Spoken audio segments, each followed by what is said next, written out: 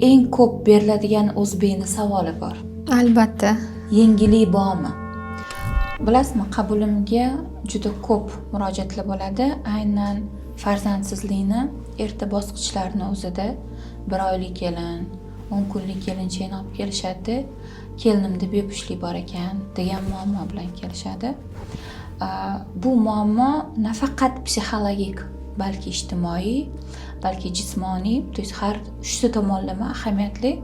Chunki haligi yosh kelinchak yangi xonadonga, yangi muhitga tushyapti va unga 10 kunda san bo'yinda bo'lmading yoki 1 oyda, 2 oyda san bo'yinda bo'lmading, demak sanda nimadir joyida emas, nimadir neto degan stigmatizatsiya ketadi.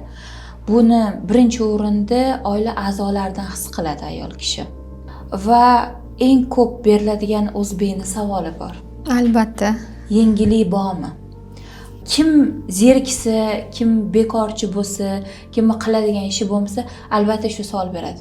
Qalay, yengillik bormi? Nima ekan, qachon ekan? Qachon bo'yinda bo'lar ekansan? Qancha kutishimiz kerak ekan? Bir kuni olib kelishdi shunaqa holat, 3 oylik kelinchak va qaynona olib kelyaptilar, qaynona oyijonlari yetyaptilar. Kelinim bepusht ekan. Men savol berdim, ginekologga ko'rindinglarmi, tashxisni tasdiqlatdinglarmi desam, yo'q, olib bormadik. Nimaga asoslanib siz 3 oylik kelinchakka bepusht degan tashxisni qo'yyapsiz? Buni vrach qo'yadi. 3 oyda qo'yilmaydi bu tashxis. Uni qo'yish uchun o'zini kriteriylari bor.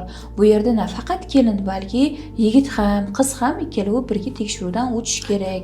Qator tekshiruvlari bor, uni davolash usullari bor. Hozir juda ham ko'p, juda ham zamonaviy usullar chiqib ketgan, ya'ni farzandli bo'lishni imkoniyatlari cheksiz, chegarasiz desak ham bo'ladi. Lekin bizni xalqimiz baribir bolajon bo'lgani uchun, bolalarni juda ham yaxshi ko'rgani uchun tezroq bo'lsin deydi va shuning uchun ham ko'proq bosim o'tkazib qo'yiladi va bu yerda eng katta bosim birinchi o'rinda bu ayol kishiga bo'ladi.